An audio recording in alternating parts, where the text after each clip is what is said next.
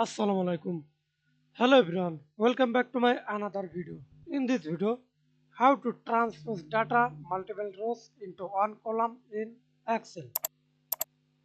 At first, open your Excel document and select your data.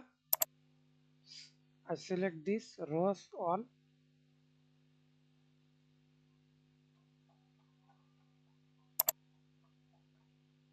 2, 3, 4. Okay, then Control C for copy and right click mouse, paste special,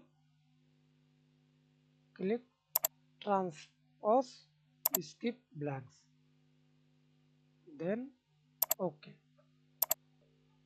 and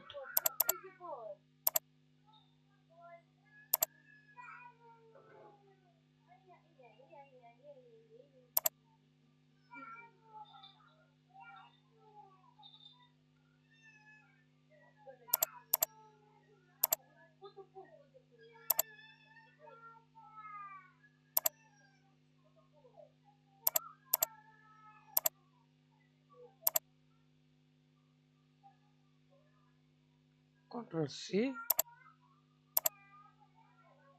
past special, transpose, skip blanks, and OK. Thanks for watching video.